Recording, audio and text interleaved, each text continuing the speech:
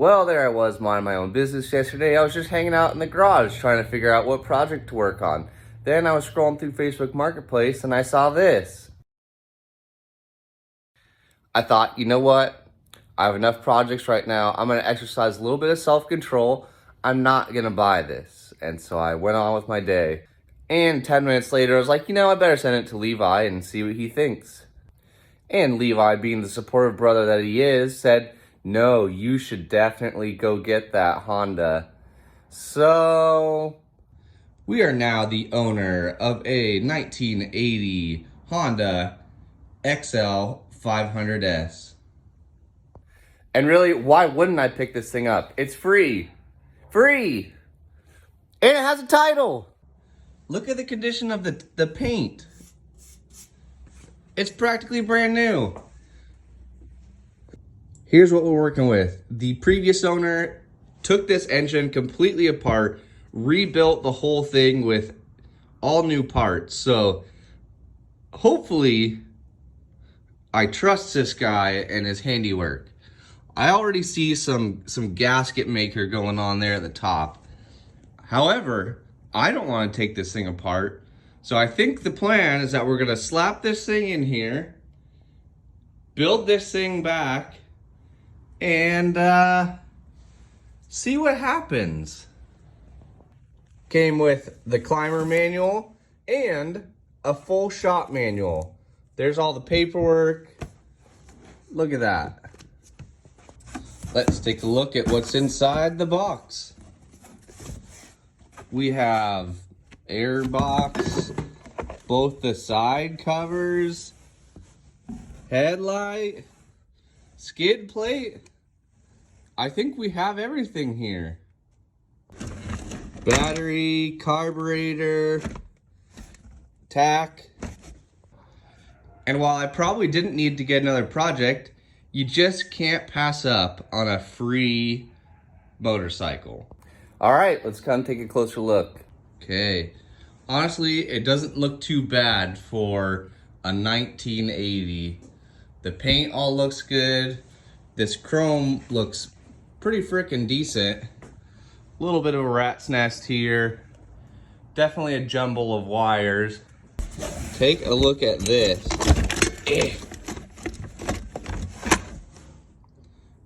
5,200 original miles. Assuming that this wasn't turned over at all. That's pretty freaking low. It seems like everything is here.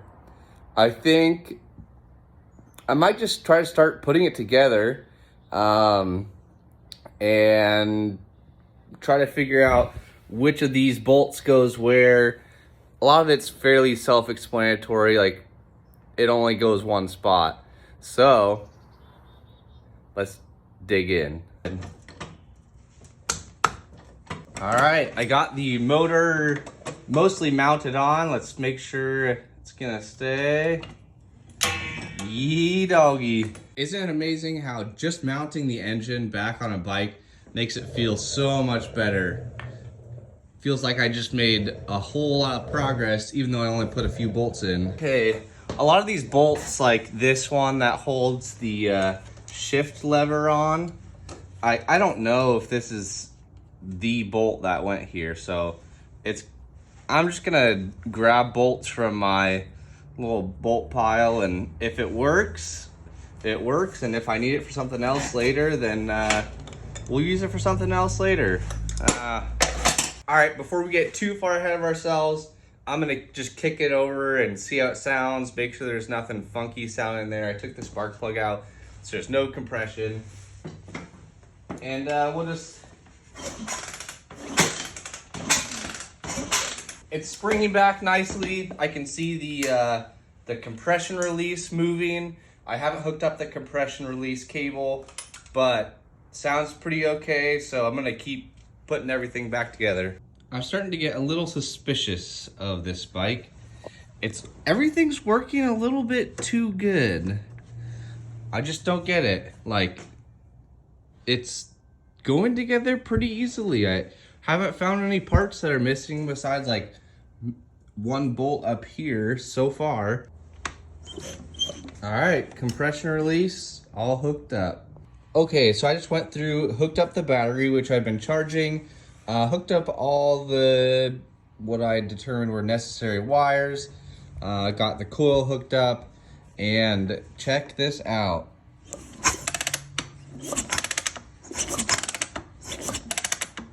We freaking have spark. Why? Why is it so easy? Time to slap some oil in her. All right, check the old manuals. And this beauty needs 1.6 quarts, which is approximately 51.2 ounces. So I'm gonna measure precisely and fill her up. Slurp, slurp. What are the odds that this thing starts up? I'm optimistic at this point. Okay, we have spark, we have oil. I'm gonna screw the spark plug back in, spray some starting fluid in the intake, and see what happens. Okay. You're gonna kick it over a little bit.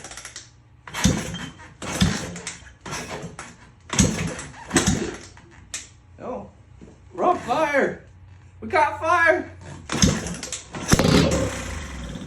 Yeah! Yeah!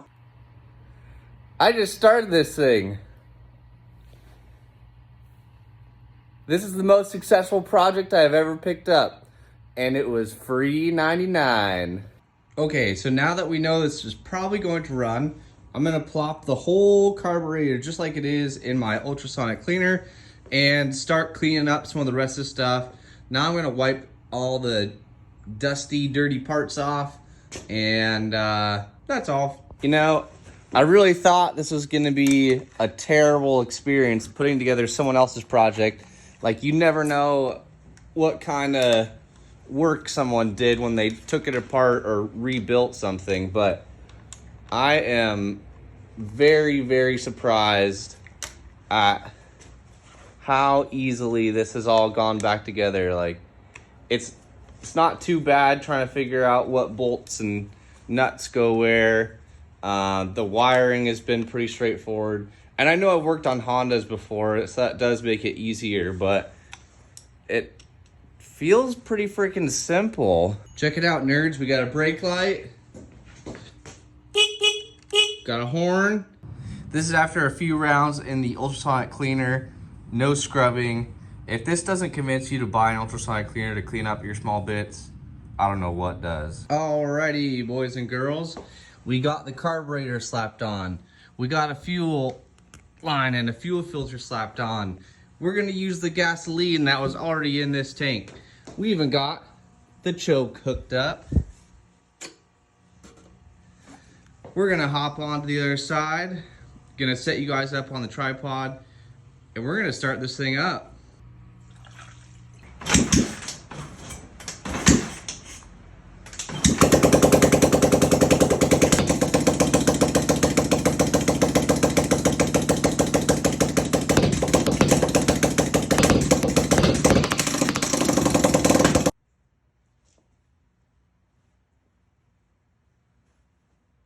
I like it a lot.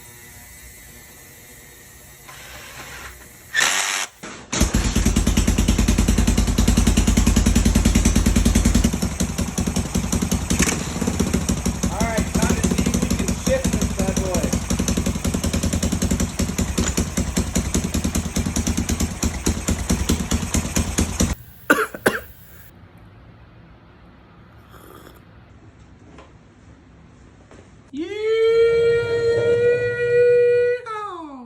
Oh. Hot diggity dog. About 8 hours of work, and I built someone else's COVID basket project. Look at this thing. It's a freaking beauty. Nailed it. Well, after keeping this free Honda XL500 for a few months, I decided to post it back for sale. It did take a little while for it to sell, but in the end, I ended up making $1,600 bucks. What should we get next?